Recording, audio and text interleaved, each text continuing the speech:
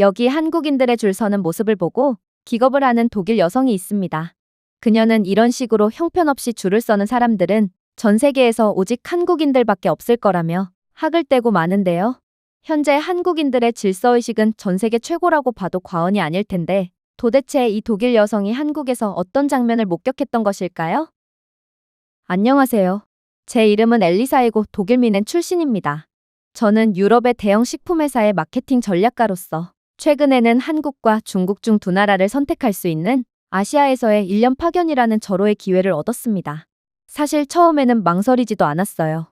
이건 당연히 한국을 선택해야 할 상황이었습니다. 한국에 대한 인상은 항상 깨끗하고 질서정연하며 기술에 능통한 사회였거든요. 세계에서 가장 빠른 기차, 정직한 사람들, 혼란과 위험은 전혀 존재하지 않습니다. 제 생각 속의 한국은 피부 관리가 더 잘 된 것을 제외한다면 틀림없이 아시아의 스위스와 다름이 없었습니다. 하지만 중국인 동료들은 제 계획을 듣자마자 집단적인 설득 캠페인을 벌이기 시작했어요. 그중 한 중국인 동료는 뜬금없이 한국은 가난합니다라고 말하더군요. 저는 거의 웃음을 터뜨릴 뻔했습니다. 너무 뜬금없기도 했고 도대체 요즘 한국이 가난하다는 말을 믿을 사람이 대체 어디에 있겠어요? 그러나 그는 매우 진지하더군요. 너는 한국에 도착하자마자 그대로 좌절하고 말 거야. 한국의 인프라는 너무나도 오래됐어. 또 다른 중국인은 한국 여성들도 돈 많고 잘생긴 중국 남성과 결혼하기 위해 해외로 도피하고 있어. 그게 모든 것을 말해주지. 한국은 침몰하는 난파선이라는 사실 말이야. 라고 덧붙였습니다. 솔직히 처음에는 들은 척도 안 했습니다. 그러나 이 두 사람 외에도 다른 중국인 동료들이 떼거지로 몰려들어서 중국 정부 보도자료를 외운 것처럼 같은 이야기를 반복해서 들려주었습니다. 중국은 이제 AI, 지하철 기술, 결제 시스템, 사회 안정 분야에서 세계를 선도하고 있어. 예전에 중국이 아니라고. 중국인들은 항상 말했습니다. 아이러니한 점은 그렇게 중국을 찬양하던 사람들 중 누구도 중국으로 돌아가고 싶어 하지 않았다는 것입니다. 일부는 독일 비자 연장을 위해 수년 동안 치열하게 싸워왔죠.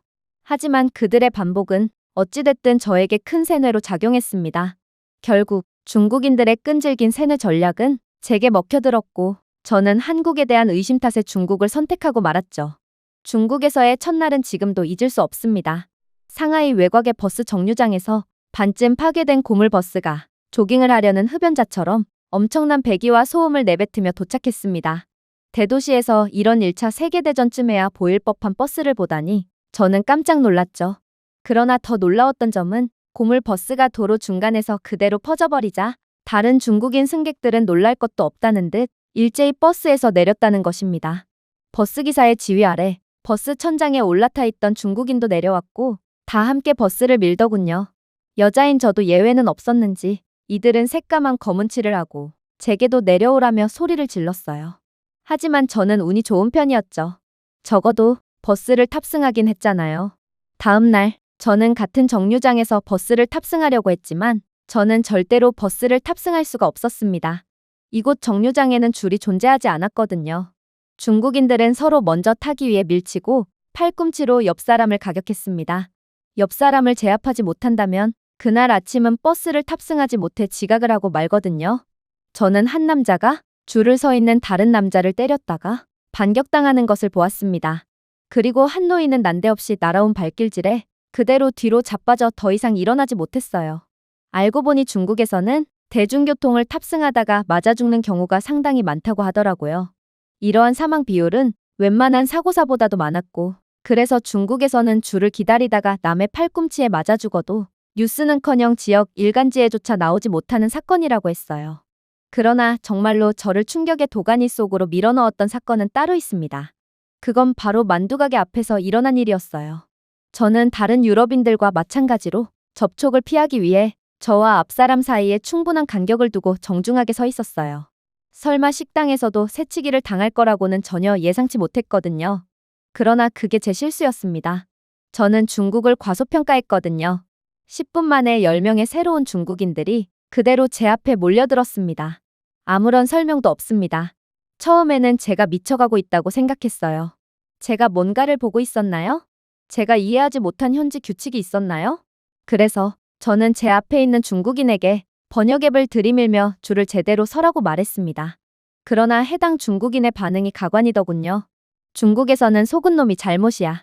그러니까 너처럼 얼빵해 보이는 놈들만 골라서 새치기를 하는 전략을 사용하는 건 오히려 똑똑한 전술이라고 볼 수 있는 거지. 중국에서는 다른 사람의 자리를 차지하는 수싸움은 당연하게 여겨져. 그리고 이러한 두뇌 싸움이 매일같이 일어나니 중국인들의 머리가 좋은 거야. 그랬습니다. 중국에서 새치기는 비매너 행위가 아닌 전략 싸움쯤으로 여겨지고 있었고, 그렇기에 중국에서는 새치기를 한 쪽과 당한 쪽 모두 아무런 불평을 하지 않았던 거였습니다. 저는 이렇듯 수단과 방법을 가리지 않고 새치기를 일삼으면서도 아무런 죄책감도 가지지 않는 중국인들의 기괴한 모습에 학을 떼버리고 말았습니다. 그리고 중국의 문화를 이해하니 이제야 보이지 않던 것들이 눈에 들어오더군요. 몇몇 중국인들은 다른 사람들의 주의를 분산시키기 위해 전화를 하는 척하며 앞줄로 슬쩍 미끄러졌습니다. 고의로 화재 경보를 울린 뒤 사람들이 대피하자 그대로 맨 앞에 서는 중국인도 있었어요. 앞줄로 새치기를 하기 위해 사회 질서까지 어지럽혔던 것입니다. 다른 사람들은 옆으로 가짜줄을 만들기도 했어요. 하지만 가장 큰 문제는 바로 악취였어요. 중국인들은 도대체 씻지를 않는 건지 이들에게서 나는 악취는 코를 뚫고 들어가 뇌까지 오염시켰거든요. 그리고 그들의 악취는 주변의 환경과 맞물리며 더욱 엄청난 시너지 효과를 냈습니다. 공원의 나무 근처에서는 중국의 아이들이 소변을 보고 있었는데 중국의 어른들은 이러한 모습을 보고 환경을 생각한다며 오히려 칭찬을 해주더군요. 지하철에서는 누군가 발톱을 깎고 치우지 않고 내렸어요. 더 이상 참을 수가 없었습니다. 저는 중국인 동료들에게 속았던 거였다는 것을 깨달았고, 그들이 중국을 선전하면서도 정작 자신들은 절대로 중국으로 돌아가지 않는 이유가 다 있었던 거였습니다. 저는 그날 밤 집에 가서 재파견을 신청했습니다. 어디든지 좋았어요. 중국에서 탈출할 수만 있다면 저는 영혼을 팔 준비까지 되었어요. 다행히 인사팀은 제 요청을 승인했습니다. 이들은 마치 당연히 제가 못 버틸 줄 알았다는 듯 승인하더군요. 아무래도 중국에 왔던 대부분의 직원들은 얼마 버티지 못하고 하나같이 재파견 요청을 하는 것 같았어요. 문제는 제게 선택지는 한국밖에 없었다는 것입니다. 중국인 동료들이 그렇게나 욕하던 한국말이에요. 중국인들이 한국을 욕하다니 제겐 중국만큼 최악인 곳도 없었는데 그런 곳에서 자라온 중국인들조차 학을 떼는 게 바로 한국이라니 저는 순간적인 공포심을 느꼈습니다. 그러나 저는 1%의 가능성을 믿고 한국으로 떠나기로 결정합니다. 만약 한국도 중국과 비슷한 곳이라면 그냥 회사를 아예 그만두는 편이 나아 보였죠. 그렇게 저는 걱정을 안 한 채 인천공항에 도착했습니다.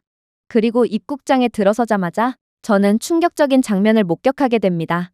실시간 버스 추적 및 대기질 지수, 외부에서 이용할 수 있는 택시의 수까지 디지털 정보 패널에 공지해주고 있었거든요. 공항 이용객들의 편의를 위해서 말입니다. 저는 이 정도 편의 인프라를 구현해 놓은 한국의 기술력에 감탄하지 않을 수 없었습니다. 이건 단순해 보여도 전국의 교통망을 파악하는 기술력을 가진 것이 아니라면 절대로 엄두조차 내지 못하는 인프라였거든요. 세계 최강의 기술 강국이라던 독일조차 갖추진 못한 기술이었죠. 아, 문명이란 이런 모습이구나 하는 생각이 들었어요. 하지만 저는 긴장을 늦추면 안 되었습니다. 저는 곧 믿고 싶지 않은 충격적인 일에 연루되었고 그대로 그럼 그렇지 하며 한국행을 포기한 채 독일로 돌아가기로 결정했거든요. 한국인으로 보이는 유쾌한 젊은 커플이 휴대폰을 들고 저에게 다가왔습니다. 한국에 오신 것을 환영합니다. 그들은 유창한 영어로 말하더군요. 같이 사진 찍어도 될까요? 영화 배우처럼 보이네요. 우쭐하기도 했고 당황하기도 한 저는 외국인을 친절하게 맞이해주는 한국인들의 친절에 만족감을 느끼며 승낙했습니다. 그리고 그들은 사진을 찍더니 좋은 여행 되라며 제 행운을 빌어주더군요. 하지만 저는 몇 분 후가 지나서야 깨달았습니다. 제 지갑이 사라졌다는 사실을 말이에요. 저는 얼어붙은 채로 서 있었습니다. 환전했던 모든 현금도, 카드도, 신분증도 전부 사라졌습니다. 공황이 몰려왔어요. 외국인을 환대해주는 것처럼 보였던 그들은 소매치기였던 것입니다. 저는 너무 충격을 받았기에 그대로 한국을 떠나려고 했어요. 한국과 중국을 모두 거친 저는 그야말로 인류애가 완전히 상실되어 버리고 말았거든요. 하지만 제가 완전히 절망에 빠졌던 그때 한 젊은 한국 여성이 제 팔을 두드리더군요. 실례합니다. 그녀가 부드럽게 말했습니다. 걱정스러워 보이네요. 괜찮으신가요? 그녀는 자신의 이름을 수민이라고 소개했습니다. 그리고 제 상황을 파악한 그녀가 다음에 한 말은 저를 경악해 만들었어요. 걱정하지 마세요. 당신의 지갑을 훔친 그들은 반드시 잡을 수 있을 거예요. 아마 1시간 안에 찾을 수 있을걸요? 저를 따라오세요. 저는 말을 잇지 못한 채 그녀를 쳐다보았습니다. 저는 방금 모든 것을 잃어버린 상태였는데 그녀는 마치 잃어버린 도서관 책을 설명하는 것처럼 너무나도 태연하게 말했거든요. 그러나 그녀는 농담이 아니었습니다. 수미는 정말로 저를 가장 가까운 경찰서로 데려갔거든요. 아니, 경찰서도 아니었어요. 이건 그냥 동네 파출소였죠. 사무실인지 고급 컨설팅 회사인지 확신이 서지 않을 정도로 이곳은 너무나도 평온해 보였어요. 도대체 이들이 어떻게 제 지갑을 되찾아줄 수 있단 말인가요? 그리고 그곳의 한국인 경찰관은 제게 일어난 일이 별것도 아니라는 듯 어떠한 표정 변화도 없이 시간과 장소, 소매치기 커플에 대한 기본적인 설명을 물었어요. 저는 모든 대답을 마친 뒤 망설이며 말했습니다. 하지만 그 지역에는 CCTV 카메라가 전혀 보이지 않았어요. 그들을 잡을 수 있을 리가 없어요. 그러자 그는 미소를 짓더군요. 아니요. 반드시 찾을 수 있어요. 한국에서 모든 범죄는 결국 잡히고 맙니다. 그리고 이런 한국에서 감히 소매치기를 할 생각을 하다니 아마 범인은 한국인이 아닐 거예요. 저는 기대 없이 기다렸습니다. 독일 경찰은 소매치기 따위의 경범죄는 사건 접수조차 받아주지 않습니다. 오히려 정신을 똑바로 차렸다면 그런 일이 일어나지 않았을 거 아니냐며 피해자에게 윽박을 지르죠. 아마 한국도 마찬가지일 거예요. 결국에는 사건을 조사하는 척하면서 결과적으로는 제게 실망만을 가져다 줄 것이 분명합니다. 실제로 한국 경찰은 직접 현장에 나가 발로 뛰기는커녕 자꾸만 모니터만 들여다보며 아까운 시간을 낭비하기만 하더군요. 그러나 이러한 이해 못할 모습을 보고도 저를 이곳으로 데려온 수미는 그저 너무나도 여유만만일 뿐이었어요. 저는 대체 지금 무슨 일이 벌어지고 있는 건가 싶어 그저 넋이 나가버렸습니다. 그러나 정확히 20분 뒤 저는 이들의 자신감의 이유를 인지하게 됩니다. 알고 보니 한국은 보행량, 인구 패턴, 이전 사건 데이터, 실시간 군중 이동을 교차 분석하는 스마트 AI 기반 시스템을 사용하고 있었어요. AI 시스템은 범죄 발생 고위험 구역을 자동적으로 인식하고 있었고 특히나 ATM 부스 근처에서 어슬렁거리는 등의 불규칙한 행동을 감지하여 인근 순찰대에 자동으로 경보를 발령하고 있었죠. 간단히 말해 한국은 모든 구역에 카메라를 설치할 필요가 없던 것입니다. 그들은 올바른 위치에 하나의 카메라만 설치하면 되었어요. 그 뒤에는 지능적인 뇌가 있었거든요. 그리고 시스템을 분석하던 경찰관은 제게 놀라운 말을 해오기 시작하더군요. 저희는 이전에 당신이 범죄를 당했던 구역에서 똑같은 문제를 겪은 적이 있습니다. 범인은 중국인이었죠. 그리고 시스템이 오늘 아침에 패턴을 표시했기에 AI CCTV 시스템은 이미 당신이 소매치기를 당했던 현장을 유의 깊게 보고 있었어요. 그리고 AI CCTV가 당신에게 소매치기를 했던 남녀를 포착하여 얼굴 인식으로 조회한 결과 용의자는 이미 명단에 있는 사람이에요. 저번에 붙잡혔던 중국인 소매치기와 관련이 있는 사람이죠. 라고 덧붙였습니다. 그냥 위로의 말이라고 생각했어요. 아무리 생각해도 말이 안 됐거든요. 지금은 21세기입니다. 이런 미래에서나 볼 법한 기술력이 현실에서 사용되고 있을 리가 없었어요. 그러나 범죄가 발생한 지 정확히 40분 뒤 제게서 지갑을 훔쳐갔던 커플은 수갑을 찬 채 경찰서로 끌려왔어요. 저는 완전히 할 말을 잃고 말았습니다. 아니, 이게 대체 말이나 되는 상황이라고요? 아니, 좋습니다. 한국에는 이러한 전국적인 AI CCTV망이 설치되어 있고 과학적으로 범인들을 포착하고 있다고 합시다. 그런데 제 지갑을 훔쳐 도주한 이 커플은 도대체 어떻게 이렇게 빠르게 검거할 수가 있단 말인가요? 한국이 보여주는 모습을 보면 이들은 마치 범죄가 특정 시간과 특정 장소에서 일어날 것을 예측이라도 하는 것 같았어요. 하지만 이러한 제 의구심은 얼마 가지 않아 완전히 산산조각나고 말았습니다. 용의자들은 인근 지하철 게이트에서 포착되었습니다. 라고 그는 설명했습니다. 한국은 지하철에서도 얼굴 움직임 모델링을 사용하고 있어요. 그리고 한국의 모든 시스템은 연결되어 있죠. 특정 시간 반경 내에 도난 경보가 발생한다면 자동으로 인근 지역의 AI망이 범인을 특정합니다. 그리고 가장 가까이에 있는 경찰서 연락을 취하고 그러면 저희 입장에서는 도간에 든 쥐를 잡는 격이죠. 그래서 이곳으로 올 줄 알았다는 듯 그대로 대기하고 있다가 범인의 뒤에서 어깨를 두드리면 되는 것입니다. 저는 이젠 한국이라는 나라에 대해 이해하기를 포기한 채로 앉아 있었습니다. 독일에서는 지갑을 잃어버리면 다신 되찾을 수 없습니다. 아예 사건 접수조차 안 되죠. 중국에서는 인구수보다도 많은 CCTV가 온 거리를 도배하다시피 되어 있습니다. 그러나 예산 부족으로 인해 이러한 CCTV들은 죄다 모형이거나 너무 조악한 품질이라 도저히 화질을 분석할 수 없는 픽셀입니다. 이 고물들이 어쩌다 범인을 포착했더라도 중국 경찰들은 뇌물을 주지 않으면 절대로 사건 접수를 받아주지 않습니다. 이게 바로 중국에서 경찰이 인기 직업인 이유인 것이죠. 봉급이 아닌 뇌물로 돈을 벌어들이니까요. 하지만 한국에서는 이러한 저희의 모습을 비웃으며 보란듯이 중국인 범인들을 순식간에 잡아버린 것입니다. 그렇게 저는 한국인들의 인사 방식대로 고개를 꾸벅 숙이며 수민과 경찰들에게 무한한 감사 인사를 건넸습니다. 그러자 이들은 뭘 이 정도 가지고 감사 인사냐며 한국에서는 이러한 호의와 정의가 당연하게 여겨지는 것처럼 행동하더군요.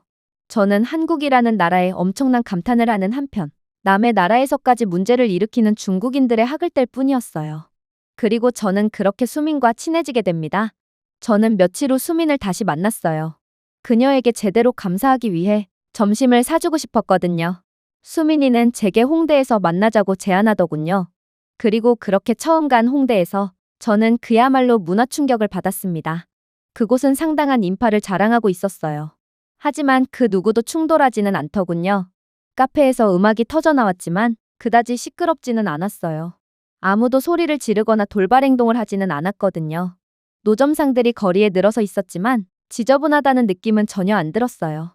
한국의 노점상은 워낙 위생적으로 관리되고 있었고 또한 노점상이 들어서면 필연적으로 생기는 문제인 거리에 쓰레기도 전혀 없었거든요. 그야말로 그 주변은 흠잡을 데가 없었습니다. 한국에서는 마치 모든 사람이 대중 에티켓에 대해 배운 것 같았습니다. 그렇게 저는 홍대 노점상에서 붕어빵과 호떡, 떡볶이 등 맛있는 길거리 음식들을 원없이 먹으며 즐거운 시간을 보냈어요. 수미는 그런 저를 보고 아무래도 저는 한식과 잘 맞는 사람 같다며 자신이 잘 아는 한식당에 한번 가보지 않겠냐는 제안을 해오는 거 아니겠어요? 그렇게 저희는 버스를 타러 갔습니다. 그때 저는 뭔가 이상한 것을 발견했어요. 분명 한국인들은 줄을 서고 있었지만 뭔가 기이한 줄서기 방식이었거든요. 일부는 정류장 근처에 서 있었고 다른 일부는 몇 미터 뒤에 느슨한 줄을 형성했어요. 바로 맞은편의 버스 정류장에서도 마찬가지의 기이한 줄이 형성되어 있었습니다. 사실 저는 잘은 모르지만 이러한 줄서기 방식을 몇 번 본 적이 있었어요. 공항버스를 탈 때도 봤고 또 지갑을 되찾은 뒤 수민과 다시 만나기 전에 이곳저곳을 다니면서 버스를 탈 일이 있으면 꼭 이런 식의 이상한 줄이 형성되어 있었거든요. 그리고 순간 저는 뭔가 한국을 잘 아는 척을 하고 싶다는 욕구가 들기 시작했습니다. 저를 도와준 고마운 수민이었기에 제가 한국의 줄서기 방식을 잘 아는 척하며 한국에 대한 제 사랑을 보여준다면 수민도 분명히 뿌듯해할 거라고 생각했습니다. 그렇게 저는 맨 앞 무리의 맨 뒤에 줄을 섰습니다. 뒤에 있는 무리는 다른 버스의 줄을 기다리는 것이 분명했으니까요. 저는 버스를 탈 때 늘 이런 식으로 줄을 섰고 그럴 때마다 제게 핀잔을 주는 한국인들은 단 한 명도 없었어요. 당연했죠. 제가 올바른 줄을 섰기 때문일 것입니다. 만약 제가 제대로 줄을 서지 않았고 맨 뒷 무리도 저와 같은 버스를 기다리는 사람들이었다면 저는 말 그대로 새치기를 한 셈인데 한국인들이 새치기를 당하고도 아무런 항의도 하지 않는 것은 말이 안 됐거든요. 생각해보세요. 독일에서는 새치기를 한다면 주먹까지 날아듭니다. 상대방이 급한 사정이 있어서 새치기를 할 수밖에 없었든 아니면 모르고 그랬든 그건 전혀 중요하지 않아요. 그것보다 더 중요한 건 독일은 유럽 모든 나라들이 그렇듯 개인주의 문화를 가졌고 그래서 남의 사정이야 전혀 알 바가 아니라는 것입니다. 상대방이 어떠한 사정이 있든 그저 내 권리가 침해받으면 그대로 주먹까지 날아드는 것이죠. 그렇기에 저는 더더욱 제가 올바른 줄서기를 했다고 자신했어요. 아마 수미는 엘리사, 너 정말 한국을 사랑하는구나? 벌써 한국의 줄서기 방식을 이해한 거야? 어쩌면 너는 천재일지도 몰라? 라고 말하며 저를 칭찬해 줄지도 몰라요. 그러나 그렇게 칭찬을 기대하며 뒤를 돌아본 저는 수민이 마치 바퀴벌레를 보는 듯한 충격적인 표정으로 저를 응시하고 있다는 것을 알게 됩니다. 저는 아무래도 그녀가 한국인임에도 한국의 문화를 잘 모르고 있다는 생각을 했어요. 그래서 저는 잔뜩 우쭐해져서 수민에게 말을 걸었죠. 수민, 너는 한국인임에도 한국의 문화에 대해 아예 모르고 있구나. 내가 서 있는 그 줄은 다른 버스를 기다리는 사람들의 줄이야. 그러니 이쪽으로 와. 우리는 맨 앞 무리의 가장 뒤에 줄을 서는 게 맞거든. 하지만 수민은 이내 예상치도 못한 충격적인 말을 건네오기 시작했습니다. 엘리사, 그런 방식은 대체 어디서 배워온 거야? 너는 한국에 오기 전에 중국을 다녀왔다고 했는데 그런 줄서기 방식은 중국에서나 볼 수 있는 방식이라고. 왜냐하면 그건 새치기거든. 한국인들이 이러한 토막줄을 선 이유는 줄을 길게 늘려서 서면 다른 사람들의 통행을 방해하기 때문이야. 다시 말하자면 앞무리의 사람들이나 뒷무리의 사람들이나 전부 우리가 탈 버스에 탑승하기 위해 줄을 서고 있는 거라고. 그러니 우리는 뒷무리 중에서도 가장 마지막에 줄을 서야 해. 이건 말이 안 됐습니다. 당연했죠. 이런 식으로 줄을 한참이나 띄워서 선다면 분명 새치기를 당하기 십상이고, 심지어 그녀의 논리대로면 저는 지금껏 한국의 버스 정류장에서 줄곧 새치기를 했던 셈이었거든요. 그럼에도 한국인들은 단 한 차례조차 아무도 제게 주의를 주지 않았다는 게 말이나 되나요? 하지만 수미는 여전히 단호했고 제게 농담을 하는 것 같지는 않았어요. 그래서 저는 잔뜩 기가 죽은 채 그간의 제 경험을 수민에게 말해주었습니다. 그러자 수민은 도저히 믿기 힘든 대답을 건네오더군요. 잘 들어 엘리사. 우리는 절대로 새치기를 하지 않아. 한국인들은 나의 시간이 중요한 만큼 남의 시간 또한 중요하다는 것을 아주 잘 알고 있기 때문이야. 그리고 한국인들이 내게 주의를 주거나 항의를 하지 않은 까닭은 너는 금발의 백인인, 그야말로 딱 봐도 외국인이고 그런 내가 고의로 새치기를 한 것이 아니라는 것을 쉽게 파악할 수 있기 때문이야. 한국인들은 자신에게는 엄격하지만 남에게는 관대한 사람들이기 때문에 너에게 아무런 주의도 주지 않은 거야. 아마 내가 계속해서 모르는 척하며 새치기를 한다고 해도 아마 대부분의 한국인들은 그런 너를 이해해주겠지. 고의가 아니라고 생각할 거야. 하지만 만약 내가 그런 식으로 계속 새치기를 한다면 너는 내가 그렇게나 싫어하던 중국인과 별반 차이가 없는 인간이 되고 말 거야. 저는 순간 참을 수 없는 부끄러움을 느끼고 말았습니다. 쥐구멍이라도 있으면 당장에 숨고 싶었죠. 그렇게 수민의 말을 따라 줄의 맨 뒤 무리로 이동하는 길은 그 어느 때보다 길고 부끄러웠습니다.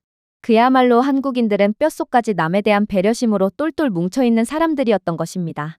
자신이 새치기를 당할 위험을 감수하고도 남을 위해 거리를 벌려주는 사람들, 그리고 이러한 새치기를 하기 가장 적합한 줄서기 모습을 보고도 절대로 새치기를 하지 않고 상대방의 호의를 존중하는 사람들. 중국에서는 서로가 서로의 뒤통수를 치며 최악의 혼란을 만들어내고 있었다면 한국인들은 서로가 서로를 배려하며 아름다운 사회를 만들어내고 있었습니다. 물론 버스가 도착했을 때도 한국인들은 마치 신성한 의식을 하는 것처럼 순서를 지키며 천천히 차례를 지키며 움직였습니다. 제가 막 탑승하려고 할 때 잠시 멈춰서 그녀에게 물었습니다. 하지만 누군가 줄을 서지 않으면 어떻게 해? 아무리 한국이라도 그런 미꾸라지 한 마리쯤은 분명히 있을 거야. 그러자 수미는 흥미롭다는 듯 저를 쳐다보았습니다. 글쎄, 정말로 그런 사람이 한 명쯤은 있어야 정상인데 나는 살면서 그런 사람을 본 적이 없어. 아무래도 한국은 정상이 아닌 국가인가 봐. 이런 한국인들의 모습을 보고 저는 사람들을 질서 있게 유지하는 것은 법이 아니라 자부심이라는 것을 깨달았습니다. 한국은 누군가가 강요했기 때문에 깨끗한 것이 아니었거든요. 한국에서는 사람들이 공유 공간을 존중했기 때문에 깨끗했습니다. 그들은 다른 사람들의 평가나 법적인 처벌의 두려움 때문에 문명화된 행동을 한 것이 아니라 습관적으로 행동한 것이었죠. 그렇게 저희는 얼마 후 목적지 정거장에서 내리게 됩니다. 그리고 수민이 이끄는 곳에 도착한 저는 그야말로 기겁을 할 수밖에 없었죠. 그곳은 바로 한식 뷔페였기 때문입니다. 저는 즉시 중국에서 얻게 된 트라우마가 되살아났습니다. 제 경험상 뷔페는 사람들이 서로 먼저 먹기 위해 젠가타워 같은 접시를 쌓고 아이들이 비명을 지르며 다른 사람들이 먹지 못하도록 하기 위해 새로 나온 음식 위에 가래침을 뱉거나 소변을 보고 누군가는 필연적으로 뷔페 음식통 바로 옆에서 식사를 하는 등 구제할 수 없는 지옥을 의미했습니다. 아마도 저는 전쟁에 대비해야겠죠. 그러나 저는 한국 뷔페에 입장하자마자 완전히 소름이 돋고 말았습니다. 일단 이곳 뷔페에는 저희를 안내해주는 직원조차 없었어요. 그저 입구에 키오스크와 QR코드 스캐너만 존재하고 있었고 저는 다계국어를 지원하는 이 똑똑한 키오스크를 통해 2인의 입장료를 결제하고 티켓을 발급받을 수 있었죠. 뷔페는 분명 사람들로 가득했지만 저희는 줄을 설 필요도 없었어요. 티켓의 QR코드를 스캔하면 당신은 124번입니다. 예상 대기시간은 11분입니다. 라는 글귀가 제게 정보를 제공했거든요. 그랬습니다. 한국의 대부분의 레스토랑은 AI 기반 고객 흐름 모델링을 사용하고 있었습니다. 이 시스템은 현재 고객 수, 식당의 평균 테이블 회전율, 과거 피크 데이터를 고려하여 대기 시간을 분 단위로 계산해 주었죠. 추측이 아니라 빅데이터 기반의 기계 최적화 추정치였기에 사실상 예상 대기 시간이 아니라 실제로 대기해야 하는 시간을 뜻했어요. 그러자 수미는 다시금 제안해 왔어요. 기다리는 동안 산책을 하거나 커피를 마실 수 있어. 어떻게 할래? 아니, 단지 11분이에요. 한국인들은 줄은 그 누구보다 잘 서면서 도대체 왜 이 짧은 11분을 기다리지 못해서 이 시간마저도 아껴서 산책을 가자고 말하는 건가요? 확실히 한국인들은 정상이라고 보기는 어려웠습니다. 그렇게 시간이 지났고 저희는 딱 11분 뒤에 뷔페 안으로 입장하게 됩니다. 내부는 거의 초현실적이었어요. 한국인 손님들은 너무나도 질서정연하게 움직였어요. 아무도 끼어들지 않았죠. 아무도 소리를 지르지 않았고 소음 수준은 대부분의 유럽 도서관보다 낮았습니다. 물론 이곳의 시스템 또한 상상 초월의 모습을 보이고 있었죠. 이곳은 뷔페였지만 스페셜 음료나 주류 등은 추가적인 주문을 할 수 있었는데요. 그런데 소주를 주문하려던 저는 직원이 주문을 받을 때까지 기다릴 필요가 없었습니다. 제가 어떻게 주문을 해야 할지 몰라 직원을 뚫어져라 쳐다보고 있자 수미는 제 의도를 파악했다는 듯 제게 싱긋 웃으며 놀라운 말을 해왔거든요. 한국인들은 이제 더 이상 직원에게 주문을 하지 않아.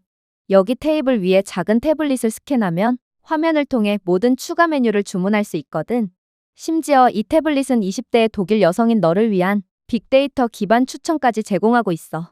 결제도 이 태블릿을 통해 하면 되니 너는 직원에게 말을 걸 필요가 전혀 없는 거지? 도대체 한국은 얼마나 진보된 국가고 또 얼마나 똑똑한 국가면 이러한 고도로 발전된 디지털 인프라를 시민들이 전부 이해하고 하나의 인프라로 받아들이고 있는 것일까요? 스마트폰 하나 제대로 사용하지 못하는 독일의 노인들을 보면 이제는 진정한 기술 강국으로 불려야 할 국가는 독일이 아니라 한국인 것처럼 보였습니다. 그렇게 저는 뷔페에서의 식사를 시작했어요.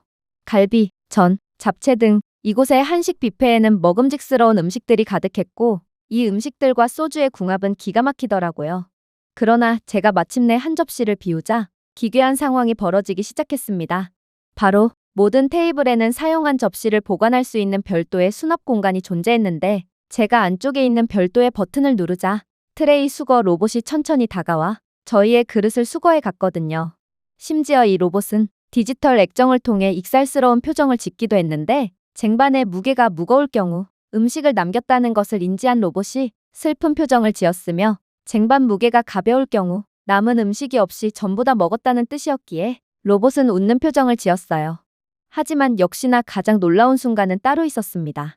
6살쯤 된 어린 소녀가 디저트 테이블 앞에 서 있었어요. 그곳에는 케이크가 단 한 조각만 남아있더라고요. 저는 다음 라운드를 기다릴 준비를 했습니다. 저는 어른이었고 케이크가 다시 리필될 때까지 충분히 기다릴 수 있었거든요. 하지만 아이의 반응은 저를 완전히 까무러치게 했습니다. 그녀는 저를 올려다보며 수줍은 미소를 지으며 제 접시 위에 케이크 조각을 올려놓았거든요. 목이 조여졌어요. 무슨 말을 해야 할지 몰랐어요.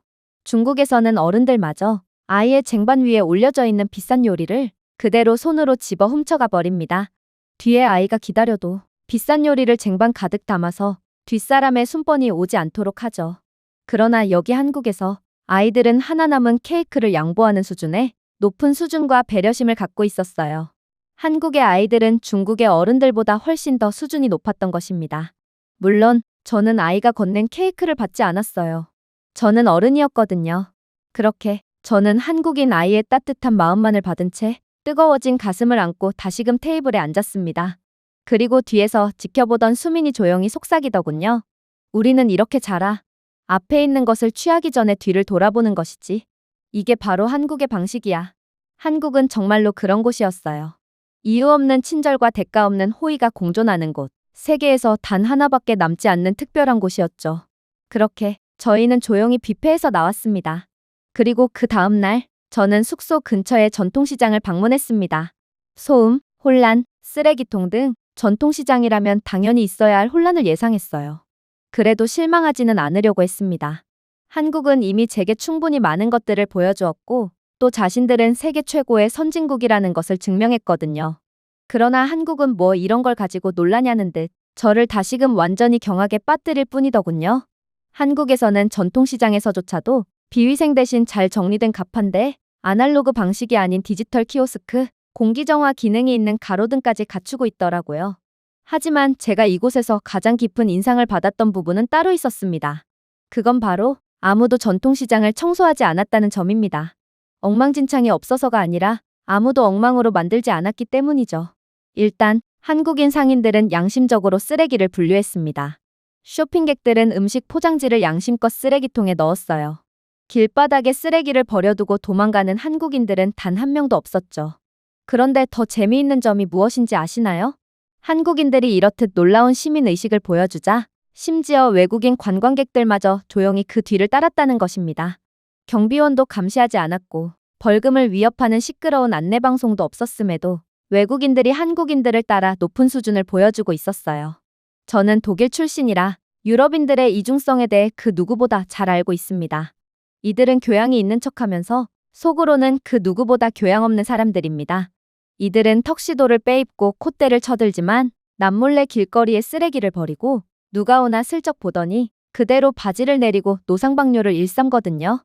그런데 그런 유럽인들이 한국인들의 행동을 그대로 따라하며 정해진 곳에 쓰레기를 투척한 것이죠. 제가 언젠가 읽었던 글이 떠올랐어요. 문명은 누군가가 지켜보고 있을 때 행동하는 방식이 아닙니다. 아무도 없을 때 행동하는 방식이죠. 한국에서는 모든 사람이 두려움 때문이 아니라 타인에 대한 존중 때문에 항상 누군가가 지켜보는 것처럼 행동하는 것 같았어요. 저는 중국에 있을 때 사람들이 서로 버스에 탑승하기 위해 쓰러진 노인을 신경도 쓰지 않고 그대로 밟고 지나가는 장면을 떠올렸습니다. 누군가 뷔페 트레이에서 오리구이 한 마리를 통째로 담아갔던 기억이 떠올랐어요. 그의 뒤에는 오리구이를 먹기 위해 수많은 사람들이 대기하고 있었음에도 아무튼 그 중국인은 눈도 깜빡하지 않았죠. 하지만 여기 조용하고 디지털적이며 사려 깊은 나라인 한국은 중국과 같은 모습을 보려야 볼 수가 없었습니다. 억지로 재현하려고 해도 절대로 불가능했죠. 그렇게 한국에서의 만족스러운 시간은 계속해서 흘렀습니다. 그리고 어느 날 저녁, 저는 수민과 함께 옥상 카페에 앉아 서울의 네온 스카이라인이 반짝이는 모습을 지켜보았습니다. 저는 더 이상 궁금해서 참을 수가 없었습니다. 그래서 수민에게 질문을 하게 되었죠. 너는 절대로 내 중국 동료들이 내게 무엇을 말했는지 궁금해하지 않는구나. 만약 옆 나라인 프랑스인들이 내 조국인 독일을 욕했다는 사실을 알면 나는 반드시 꼬치꼬치 캐물었을 거야. 참을 수가 없었을 거라고. 하지만 수민은 그저 자신감 있는 웃음을 지을 뿐이었어요. 뻔하지 뭐. 중국인들은 참 이상해. 우리를 동경하는 한편 동시에 열등감에 찌들어 있거든. 중국인들은 분명 한국을 욕하며 터무니없는 거짓사실을 지어냈겠지. 그리고 모든 한국인들은 중국인들이 왜 그렇게 지어내면서까지 말하는지 전부 알고 있어. 그래서 중국인들이 뭐라고 하든 관심이 없는 거야. 저는 천천히 고개를 끄덕였습니다. 중국인들은 한국이 두려워서 그런 걸까? 맞아, 라고 그녀는 말했습니다. 중국인들은 우리가 세계를 대표하는 것을 두려워하고 있어. 한때 가난했던 작은 나라는 가치를 잃지 않고 중요한 모든 면에서 그들을 능가하고 있거든. 기술력이나 경제력, 사람들의 시민의식 수준과 인프라뿐만 아니라 한때 중국이 가장 자랑스러워하던 요리나 영화까지도 모든 산업에서 말이야. 저는 그 말을 받아들였습니다. 한국은 그 위대함에 대해 외칠 필요가 없었습니다. 중국처럼 비판을 검열하거나 통계를 조작하거나 외국 기자들을 위해 가짜 도시를 건설할 필요가 없었습니다. 한국은 조용히 우수할 자신이 있었거든요. 저는 한국이 중국보다 덜 나쁘다라고 생각하고 여기 왔습니다. 저는 이제 한국이 지구상에서 가장 진보되고 윤리적이며 문명화된 나라 중 하나라는 것을 알게 되었습니다. 미래가 공상과학이 아닌 사회. 한국에서는 그저 일상일 뿐이었어요. 그리고 그 순간 저는 중국인들이 한국을 두려워하는 이유를 정확히 알게 되었습니다. 기술 강국이라고 불리는 독일을 조용하게 뛰어넘은 한국의 모습을 보니 저는 한국은 대체 어디까지 발전을 할 것이며 또 그동안 독일이 주도하던 기술 산업을 어디까지 빼앗아 갈 것인지에 대해 엄청난 공포심이 들었거든요. 제가 준비해온 내용은 여기까지입니다. 끝까지 시청해주셔서 진심으로 감사드리며 여러분들의 구독과 좋아요, 알림 설정은 영상 제작에 큰 힘이 됩니다. 이상 세모튜브였습니다.